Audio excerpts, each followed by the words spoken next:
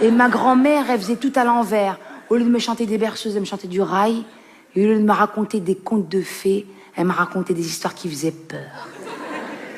Avec des esprits, des spectres, des genounes. Avec une certaine Aïcha Kandisha. Vous la connaissez? Céline, tu la connais? C'est une meuf, elle a des pieds de chèvre. C'est ça, elle a des pieds de chèvre et elle vient chercher les enfants. À 32 ans, tu fais encore pipi au lit, on ne sait pas pourquoi. Vous savez, ils m'ont raconté déjà toute petite que si je marchais sur un égout, il y a un genou qui allait m'attraper.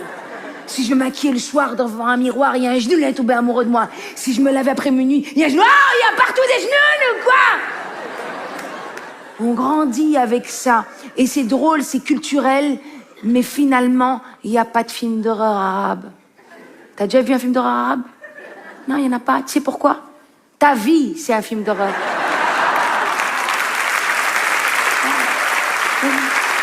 Ta vie, c'est un film d'horreur. Déjà, les bruits de films d'horreur, ça vient de chez nous. C'est un arabe qui rôde. C'est chez nous.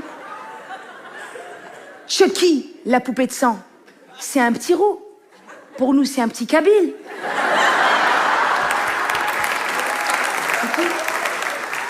Freddy Krueger, c'est un Algérien, Krueger.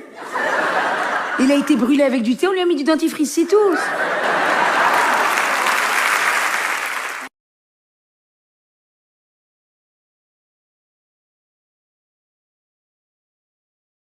Le deuxième événement à avoir touché mes années collège, c'est le jour où j'ai eu mes queutrues. Vous voyez de quoi je parle, les filles? Moi, je savais pas du tout ce qui m'arrivait. À cette période-là de ma vie, je me prenais vraiment pour un mec. J'étais un vrai garçon manqué. Jusqu'à ce que la nature me le rappelle vers 12-13 ans. Je m'en souviendrai toute ma vie. Sur là, je revenais du foot. Et là, pas. Wouah! Wouah! Wouah! On m'a tiré sur la techa ou quoi? Ah ouais. Les menstruations, on m'avait pas expliqué ce que c'était. Ah non, mes parents, ils ont pas trouvé ça utile. Je suis rentrée chez moi terrorisée, il y avait personne. Alors j'ai été voir ma voisine, Gisèle Vandenberg Vandenoz. Une pure belge de Dilbeek. Elle m'a dit, viens ma chérie, mets cette compresse chaude sur ton ventre, ça va te soulager. Comment, si tu vas saigner? Bah oui, tu vas saigner. À ta première relation sexuelle, tu vas saigner. À ton accouchement, tu vas saigner. Ah, je te promets, ça va saigner.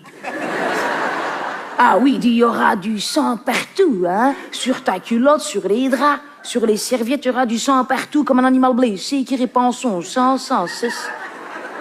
De ta puberté jusqu'à ta ménopause, tu vas avoir environ 500 cycles, interrompus par des grossesses. Va falloir que tu t'achètes des tampons ou des serviettes hygiéniques qui coûtent 5 €. 5 € fois 500 cycles, ce qui fait 2500 €, l'équivalent pour eux, les hommes, d'un scooter. Eh ben moi, j'aurais préféré avoir un scooter. Parce qu'une fois que t'as tes menstruations, tu subis un chamboulement hormonal, t'as tes seins qui commencent à pousser. Pas en même temps. Pas dans la même direction. Pour les brunes d'entre nous, t'as la moustache qui pousse. Que t'essayes de dissimuler en la teignant en blond. Et puis pour les brunes, t'as même des poils autour du téton. Ton téton, ça devient un œil.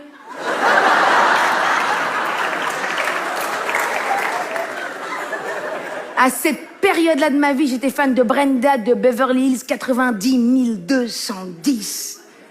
Je voulais absolument avoir sa frange. Le lissage brésilien n'existait pas à cette période. Et je me suis retrouvée avec la frange de Cheb Khaled, un strabisme des seins et la moustache de Chuck Norris.